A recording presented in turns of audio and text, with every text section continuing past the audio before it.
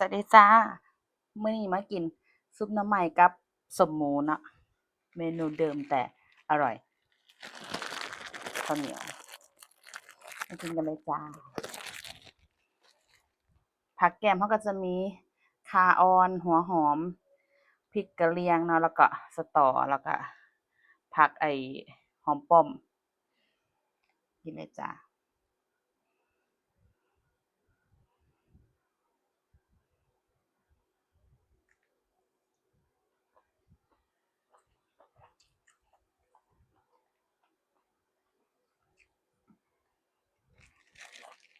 หอมเหลือง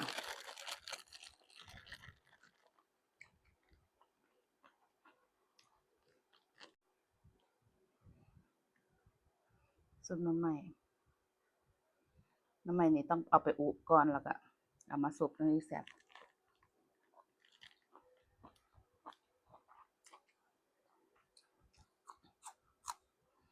ข่าอ่อน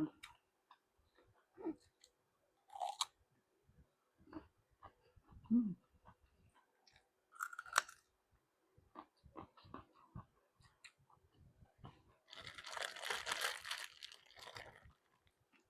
ข่ามันมีรสชาติที่หวาน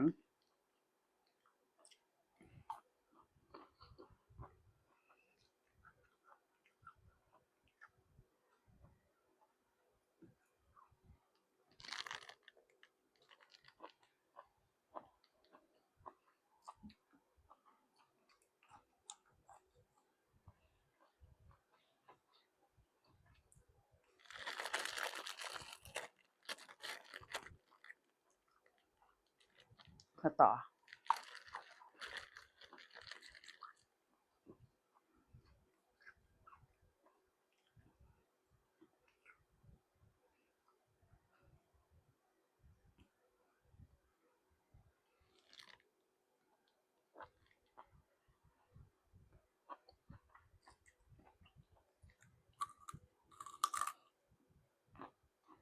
ข่าอ่อน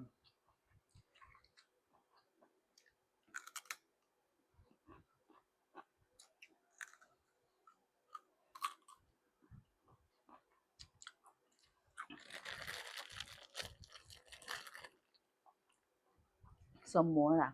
ส้มหมูแบบหนังหลายๆ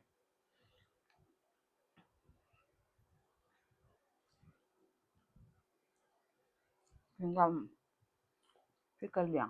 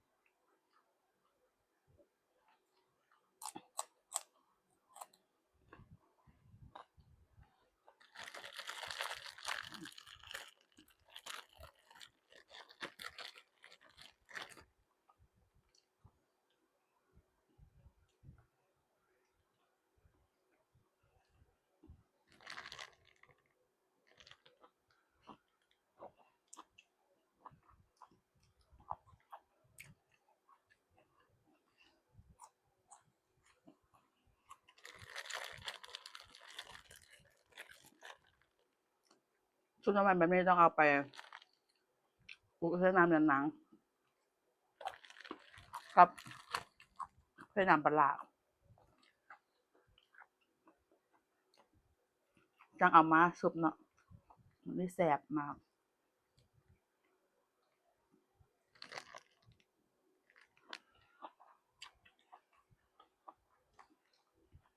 ขาอ่อน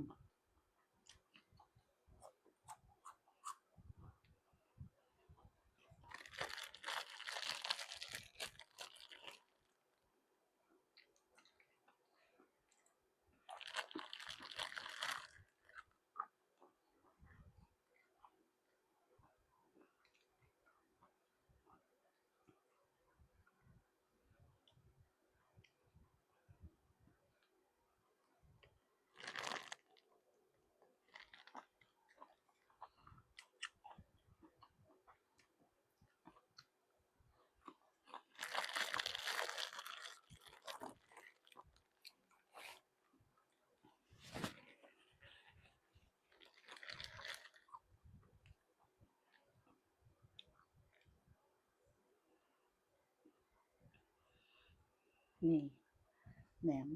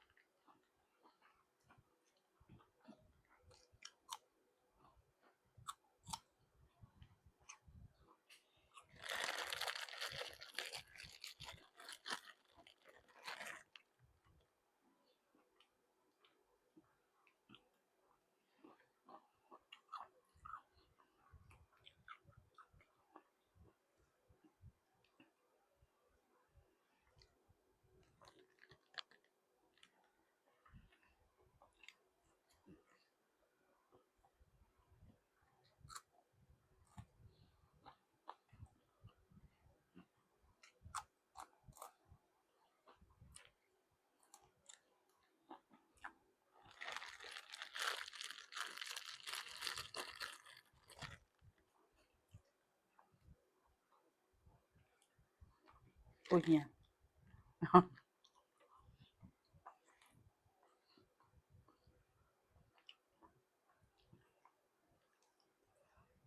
เนื้อหมูแบบหนังหลายๆเลย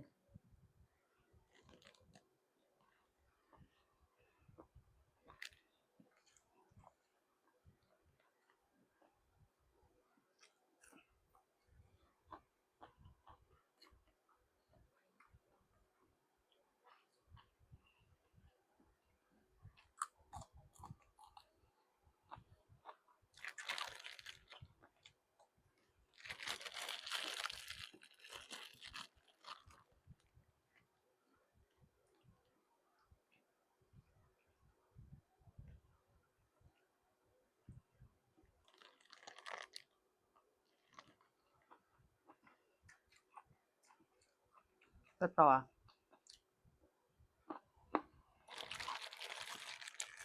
จากเมืองเลย